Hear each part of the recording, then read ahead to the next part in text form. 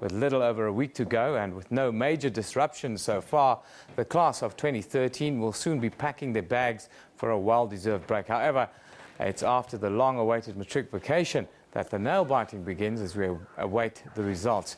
Now, with us in studio this morning is the Chief Executive Officer and Oberholzer from the Independent Examinations Board to give us their take on the 2013 exams. Mrs. Oberholzer, thank you very much for joining us this morning. It's my pleasure, Evan. Thank you.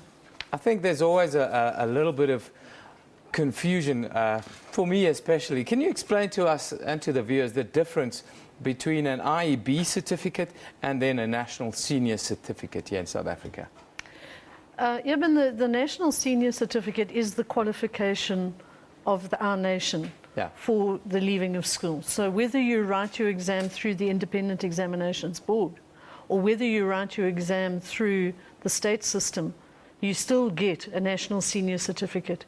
The certificate is issued by Umalusi, but the two examining boards set different papers. Yeah. Now last year, almost 9,000 pupils at private schools wrote exams, and they achieved quite a high pass rate of 98.2% I have here. Can you confirm this number for us, and then what do you expect this year? Yes, this year we've got about 9,600 students writing. The pass rate is consistently around 97–98%. These are students who are at independent schools, and so they come from schools where both the parent community and the school are very keen for their learners and their children to achieve. They normally come from homes where education is valued, and so they work hard. With the support of their parents, obviously. What are the lessons that you think that maybe we can implement throughout the rest of schooling in South Africa from this very high pass rate? Even let me say that we have some exceptionally good state schools in our country. Schools that are world-class, that produce learners of exceptionally high quality. The key issue that we have is that we don't have that quality spread right through the system.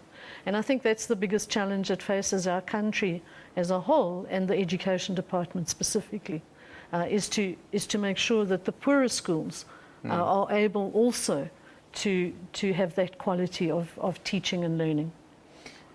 How many of these pupils from these schools then go on and achieve university entrance? Our average university entrance is around 82–83%. So it's a very high percentage that qualify for university entrance. Of the others that pass, about a further 16% qualify for entry to diploma study at a technikon or a University of Technology. So the bulk of these students do qualify for further study in one form or another. There are always a couple of subjects that are problematic when it comes to this time of the year. Where do you foresee the problem this year for you guys? Which are the subjects that you'd be red flagging a little bit, I would think? Look, the challenges are always the maths and the sciences. However, I think that we focus on only results, whereas in fact what we need to be focusing on are the number of students that actually offer those subjects. They are what we call gateway subjects in education. They are subjects that develop particular skills and ways of seeing and thinking that you don't get in other subjects.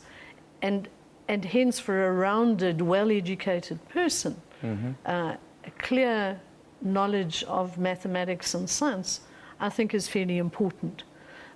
We're fortunate in the IEB, we have about 2/3 of the learners offering maths as opposed to maths literacy, and about 48, nearly 50% offer physical sciences.